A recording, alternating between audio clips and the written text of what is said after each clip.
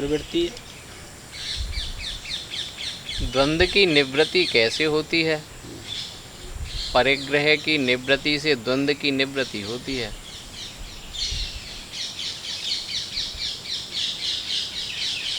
परिग्रह और अपरिग्रह। परिग्रह किसे कहते हैं? संग्रह को। चाहे वो धन का संग्रह हो और चाहे संसार के संस्कारों का संग्रह हो। तो कहते हैं जब परिग्रह का आप त्याग कर देंगे ना तो द्वंद्व भी निवृत्त हो जाएंगे। इसीलिए शास्त्र में लिखा कि भूत, वर्तमान और भविष्य परमात्मा की प्राप्ति में ये तीनों प्रकार के क्रिया, कर्म, संस्कार प्रतिबंध होते हैं। इनके विषय में विचारना नहीं चाहिए।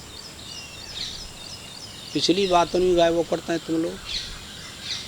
कोई ऐसा प्रसंग आएगा, बैठे हैं ना 2, 4, 10, 20, तो पिछले बाबा परबावन की बातों गायब करते हैं, अपने कर्तव्य गायब करते हैं।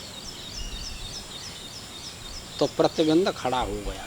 भजन में बाधा उपस्थित होगी, ज्ञान में बाधा उपस्थित होगी, योग में बाधा उपस्थित होगी। इसीलिए इनको नहीं आपस में बातचीत करनी चाहिए। भूतकाल की और वर्तमान काल की भी नहीं।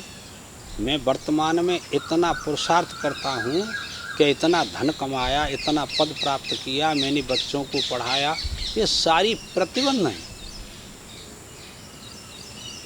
और भविष्य में ऐसा करके रहूँगा, इतना करूँगा भविष्य में।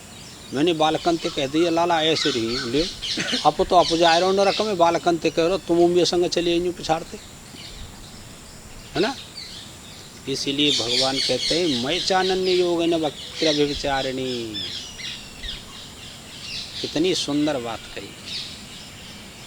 विषयासक्त मनुष्यों के समुदाय में भाई तुम प्रेम मत करो, ज़्यादा बतराओ मत। भूत, भविष्य, वर्तमान तीनों कालों की बात नहीं ज़्यादा करनी चाहिए, नहीं तो उसमें व्यभिचार दोष आ जाएगा। किस में? आपके भजन में, आपकी भक्ति में, आपके योग में, आपके ज्ञान में ये व्यभिचार दोष आ जाएगा। फिर आप जो उसको प्राप्त नहीं कर पाएंगे। इस जन्म में क्यों नहीं कंट्रोल किया आपने?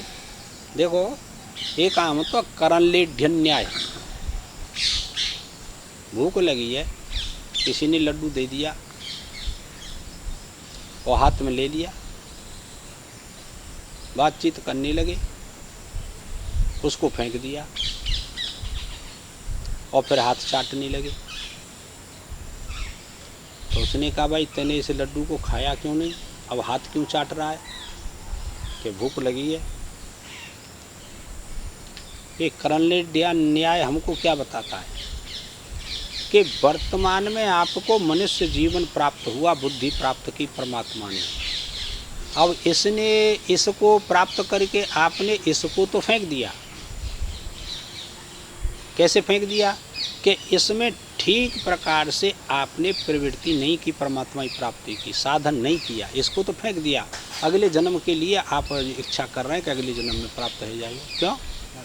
अब अच्छा, और चाटनों का अगले जन्म के कार्य कर दिया आपने शुरू, तो अब अगले जन्म किसने देखा है? देखा है शास्त्र ने।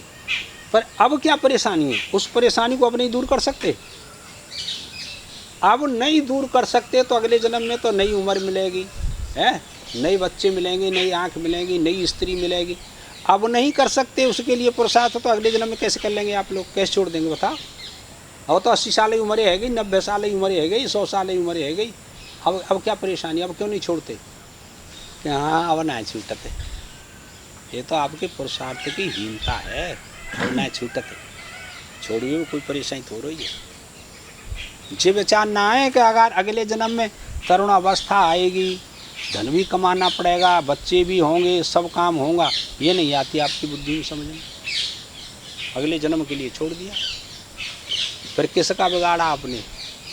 अपना ही बिगाड़ा, किसी और का थोड़ा बिगाड़ा। लगे रहो।